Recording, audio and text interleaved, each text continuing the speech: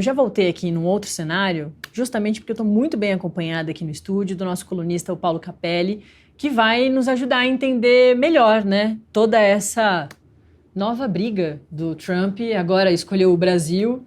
Vira e mexe, faz críticas, né? Mas dessa vez muito diretamente uma defesa de Jair Bolsonaro, falando que é uma caça às bruxas, que ele sabe o que é isso, porque ele viveu isso.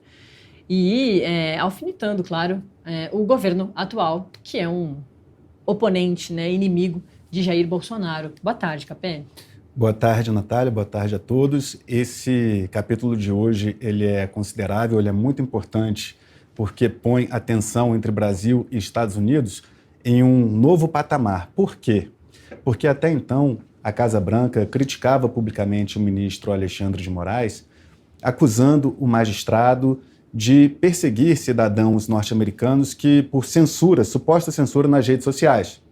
A acusação do governo Trump é que Moraes censura cidadãos norte-americanos ao bloquear o perfil dessas redes sociais, inclusive chegou a bloquear o próprio perfil do X, né, o próprio X, a plataforma aqui no Brasil, no ano passado.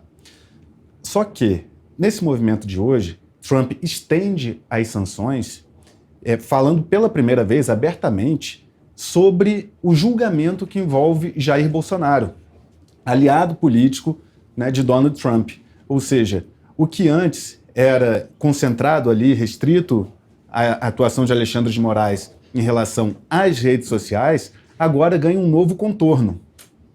Porque Trump cita explicitamente, pela primeira vez, o julgamento de Bolsonaro. A gente lembra, Natália, né, que no começo do ano teve um episódio que Donald Trump processou Alexandre de Moraes, a empresa dele, a Trump Media, processou Alexandre de Moraes no dia seguinte em que a Procuradoria-Geral da República, a PGR, apresentou a denúncia contra Bolsonaro aqui no Brasil.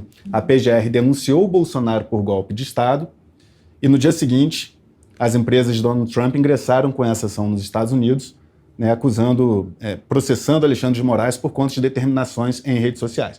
Aí muita gente associou, será que é coincidência? Será que é retaliação? Né? Porque um dia depois da denúncia contra Bolsonaro, as empresas de Trump ingressam com essa ação judicial e agora fica bastante claro que há sim, né, uma insatisfação do presidente dos Estados Unidos na forma como Bolsonaro está sendo julgado no Brasil. Ou seja, não há mais dúvidas, né, o que antes, né, era algo mais de bastidor, né, que na própria coluna a gente publicou que havia uma insatisfação de Trump com relação ao julgamento de Bolsonaro. Agora o presidente dos Estados Unidos vocaliza, né, de forma bastante contundente a insatisfação dele. Portanto, é um novo capítulo. Não fica sendo mais apenas Alexandre de Moraes versus redes sociais.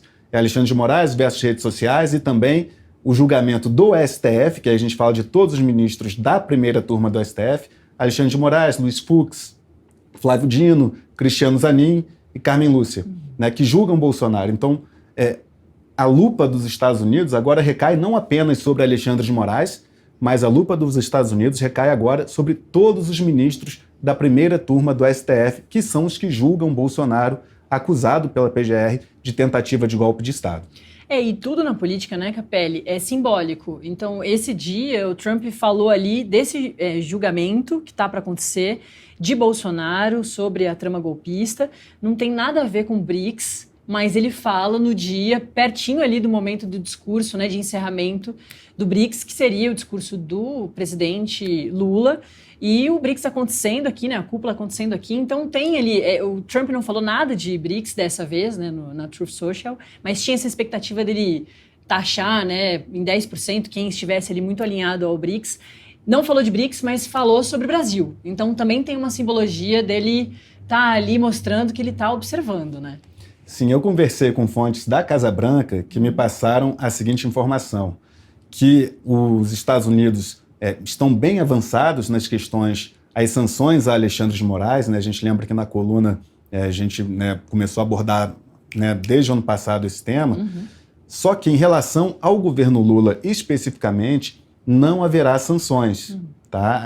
A avaliação é que as sanções são, neste primeiro momento, a Alexandre de Moraes, podem afetar outros ministros da Corte e o próprio Procurador-Geral da República, Paulo Gonet, em um segundo momento, né, não nessa primeira sanção bem avançada já destinada a Alexandre de Moraes, só que em relação ao governo Lula, a avaliação é que pode haver troca de farpas, né, principalmente no campo da retórica, entre Donald Trump e Luiz Inácio Lula da Silva, sem que esses embates, por meio da imprensa ou das redes sociais, configure em sanções econômicas ao Brasil.